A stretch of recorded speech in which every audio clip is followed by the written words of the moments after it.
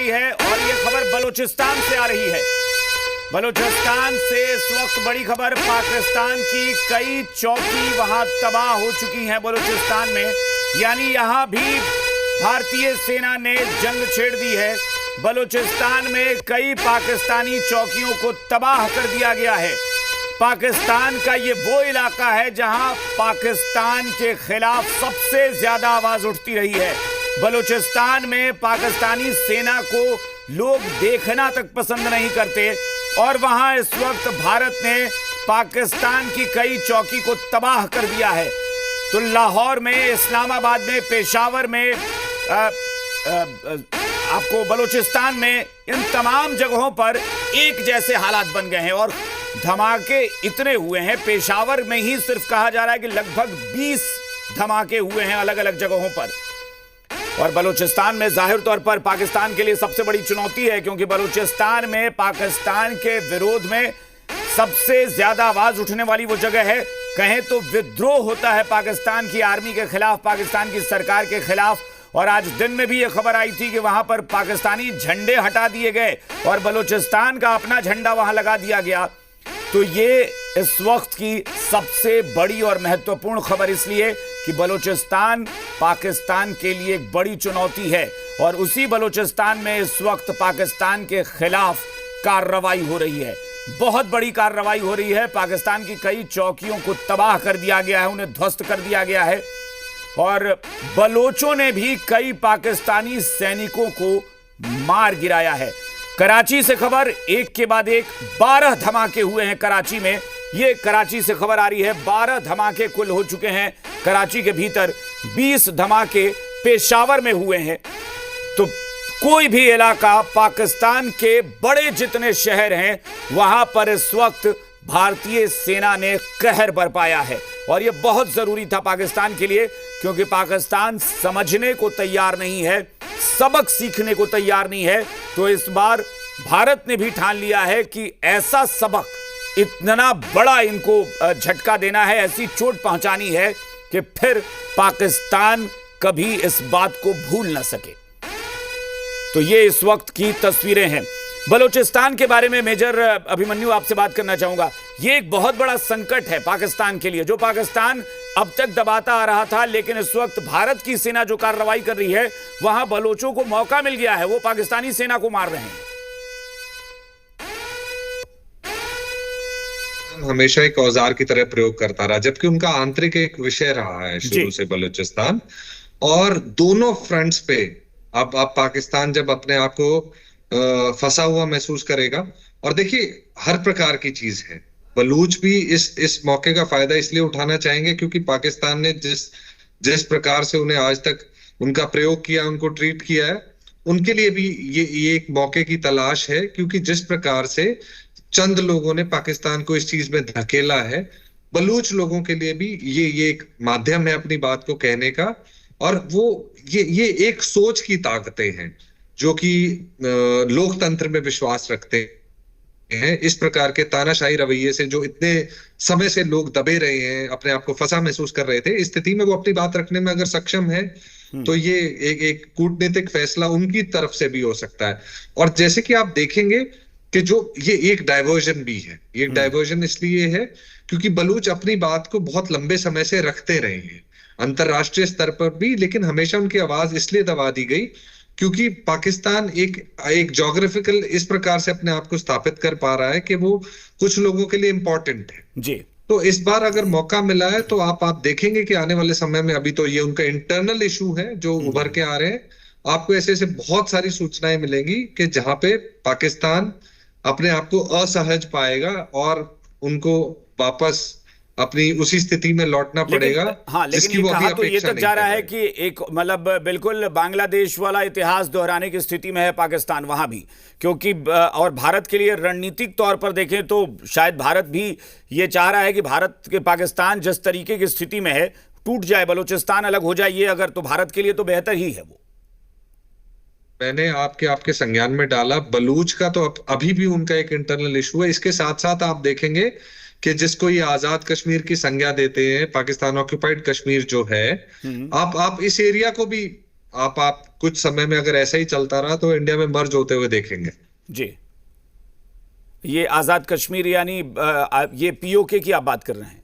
Yes yes yes, जिसको पाकिस्तान आजाद कश्मीर की संज्ञा देता है। पाकिस्तान कहता है, लेकिन वो पीओके वो असल में आजाद होके वापस अपने कश्मीर में, मेरे को लगता है, सम्मिलित हो जाए। ये हो जाएगा। और मुझे लगता है कि इसी आप भी मानते हैं कि ये जो अभी वर्तमान में जो चल रहा है, ये जब तक खींचे इसी दौरान ये हो जाना है,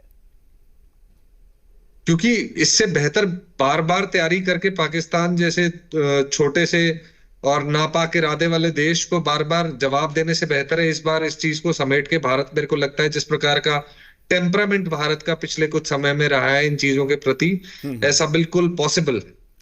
अच्छा, मेजर अभिमन्यु, एक स्ट्रेटेजी की बात करते हैं कि भारत की स्ट्रेटेजी क्या होनी चाहिए, रणनीति क्या होनी चाहिए, क्योंकि कहा यह भी जाता है कि पाकिस्तान ने जो कश्मीर का हिस्सा अपने कब्जे में जो पीओके है, उसमें कुछ पार्ट, कुछ ऐसे भी इलाके हैं जो इस वक्त काफी हद तक चाइना के कंट्रोल में है। पाकिस्तान ने उनको एक तरीके से हमसे लेकर गिफ्ट के तौर पर दे रखा है और चाइना वहां पर अपना एस्टेब्लिशमेंट बहुत तेजी से बढ़ाया है। तो उसके लिए क्या रणनीति होगी? यही चाइना के इंटरेस्ट जनरेट करने के तरीके हैं। इतना पैसा इन्वेस्ट चाइना ने इन कारणों से किया है पाकिस्तान में, इसलिए पाकिस्तान चाइना पे बहुत तरह से निर्भर है।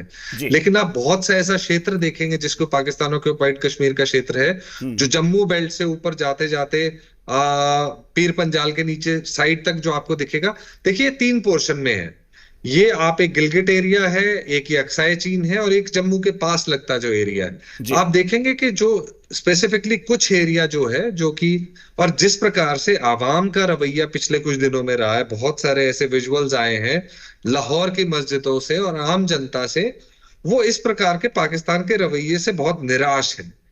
और बहुत बहुत ऐसी पॉसिबिलिटीज है और जितनी हमारी जानकारी है कि अब वहां के जो लोग हैं जो पीओके के, वो भी चाहते हैं कि वो ऐसे देश का हिस्सा बने, वापस अपने अपने घर लौटे और प्रगति की ओर बढ़ना चाहे, जिसके एवज में जो पाकिस्तान में जो आतंकवाद को से अपने आने वाली जनरेशन को खराब कर चुके हैं, उससे वो निकलना चाहेंगे। बिल्कुल, यानी उन्हें भी लग रहा है कि अब डेवलपमेंट तो यहां होना नहीं है, क्योंकि पाकिस्तान 1947 के बाद से ऐसा लगता है जैसे ठहर गया। उससे डेवलपमेंट वहां का एजेंडा कभी रहा ही नहीं, और चाहे वो सरकार कोई भी रही, पाकिस्तान आतंकवाद पर ही निर्भर करता है। ऐसा लगता है कि आतंकियों को खुश करना वहां की सरकारों का सबसे बड़ा मकसद होता है कि आतंकी खुश रहें और इन्हीं के जरिए तबाही मचा कर हम देश दुनिया में तबाही मचाएं और उसके जरिए हम अपने आप को विक्टिम कार्ड खेलें कि हम आतंक से परेशान हैं। तो इस वक्त ये बड़ी खबर और बड़ी तस्वीरें हम आपको दिखा रहे हैं कि जो कुछ भी हो रहा है वो अपने आप में बड़ी तस्वीर और बड़ी कहानी को बयां करते हुए पाकिस्तान में नए आर्मी चीफ बनाने की तैयारी, मुनीर को हिरासत में ले लिया गया, उसको हटाने की तैयारी हो रही है। पाकिस्तान के प्रधानमंत्री बंकर में छुप गए हैं।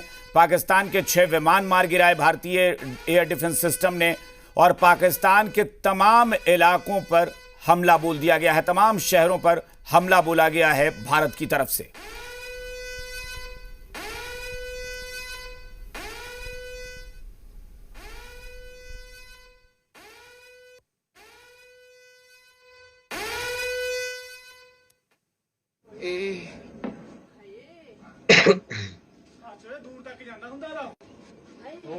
जी मेजर अभिमन्यु, मैं आपसे वही पूछ रहा था कि पाकिस्तान पूरी तरह से ऐसा लगता है कि आतंक पर ही शुरू से 1947 के बाद से पाकिस्तान ने डेवलपमेंट पे फोकस नहीं किया, आतंक की फैक्ट्री चलाने पर ही फोकस रहा और खुद को बताता रहा कि नहीं हम तो विक्टिम हैं, हम तो झेल रहे हैं आतंक को, और इसके जरिए दुनिया से वो फंड लेता रहा।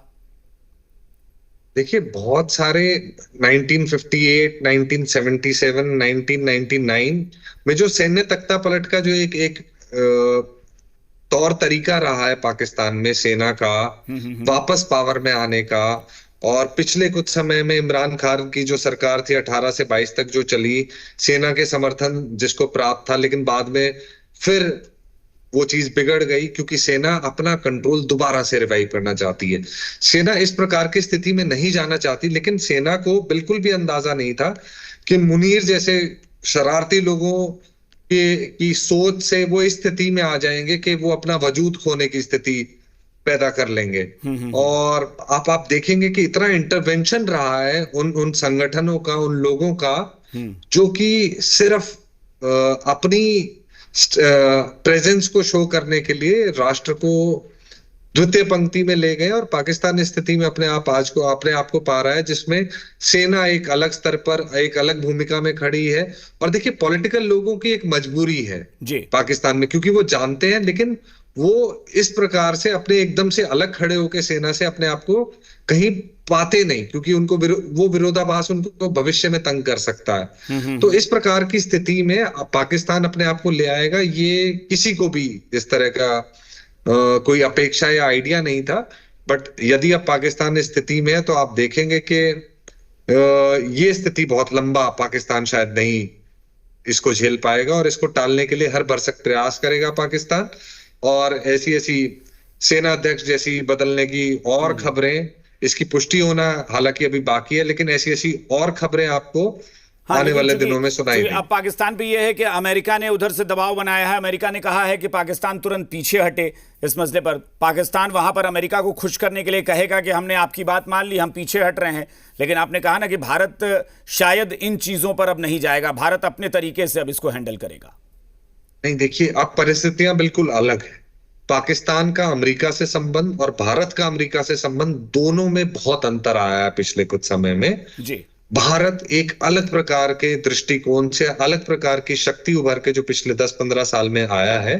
ना तो अमेरिका उस स्थिति में है कि वो भारत को उस तरह से डिक्टेट कर सके, और एक अच्छे संबंधों को निभाने के लिए अमेरिका ने अब तक हर विषय का, भारत ने भी अमेरिका के संज्ञान में उस चीज को रखा है, क्योंकि अमेरिका हमेशा इस भूमिका में रहा है इस विश्व पटल पे आज के दिन, कि वो चीजों को उस स्थिति में ना जाने दे जिससे कि पूरे विश्व को नुकसान हो। और क्योंकि दोनों ही न्यूक्लियर स्टेट है, पाकिस्तान को पता है कि वो भारत को डैमेज कर सकता है, लेकिन अपनी पूरी एग्जिस्टेंस खोने की कगार पे आ जाएगा। तो उस स्थिति में युद्ध कभी भी नहीं जाएगा। लेकिन अभी संभालने की स्थिति में, जहां पे आप इरिटेबल डोमेन में होते हैं, जहां पे आप एक दूसरे को पुश कर रहे हैं या अपनी क्षमता दिखाने की कोशिश कर रहे हैं, उसमें पाकिस्तान काफी हद तक अपनी हार देख पाया है पिछले कुछ दिनों में। और भविष्य में कुछ अगर ऐसी दोबारा शरारत करने का प्रयास करेगा, तो उसको जो जवाब भारत की तरफ से मिलेगा, मेरे को लगता है कि कुछ ही समय और दिनों में ये स्थिति स्पष्ट हो जाएगी कि पाकिस्तान फिर किसी बहाने की आड़ लेकर अंतरराष्ट्रीय पटल पर जाकर दोबारा से भारत के पैर पकड़ने का काम करेगा। लेकिन भारत इस स्थिति पे भी वहां पर ही जाके रुकेगा जिस स्थिति में भारत को ऐसा लगेगा कि पाकिस्तान ऐसी आने वाले कुछ दिनों में दोबारा हिमाकत ना करे। क्योंकि पाकिस्तान ने आज भी जो किया, अब वहां पर भारत ये कह सकता है कि नहीं, अब यहां से अगर मानते हैं कि हालांकि कोई दुनिया का कोई देश, क्योंकि सभी देश कह रहे हैं कि हम भारत के साथ खड़े हैं, कोई अंतर्राष्ट्रीय दबाव की स्थिति नहीं है, और भारत दबाव अब सहने की स्थिति में भी नहीं कि भारत वो कहे कि नहीं, हम किसी ने हम पे प्रेशर बना दिया, हम दब गए। पाकिस्तान ने जम्मू कश्मीर में लड़ाई पहले ही छेड़े रखी थी, ड्रोन मिसाइल से अटैक कर ही रहा था, फिर राजस्थान में बॉर्डर खोलकर वहां गोलीबारी करने की कोई वजह नहीं थी। तो पाकिस्तान ने जब इतने सारे मोर्चे खोल दिए खुद भारत के खिलाफ, तो भारत तो कह सकता है कि भाई कितना बर्दाश्त करेंगे।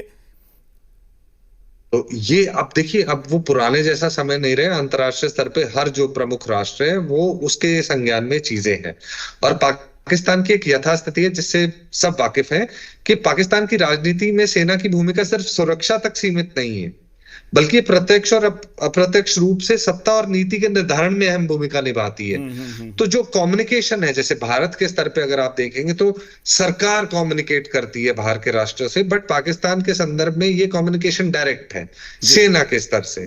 तो और सेना की जो स्थिति है उससे अब सब वाकिफ है, और सेना जाएगी उस मोड में अभी। लेकिन फेस सेविंग एक्टिविटी की तरह पाकिस्तान जो चाहता है कि वो उस स्थिति में आ जाए कि वो उनकी जवाबदेही अपने लोगों के प्रति इतनी सी हो कि हम बिल्कुल पिट कर नहीं आए हैं, सिर्फ उससे पाकिस्तान अभी बचना चाह रहा है। और ये हरकतें सिर्फ उसका एक नमूना। तो ये पाकिस्तान की स्थिति ऐसी हो गई है कि पाकिस्तान के बारे में पूरी दुनिया मान चुकी है। लगातार हम तस्वीरें भी आपको दिखा रहे हैं, लगातार बड़ी खबर भी दिखा रहे हैं। ये बड़ी खबर ये आ रही है, पाकिस्तान के एबटाबाद में भी हमला हो गया है।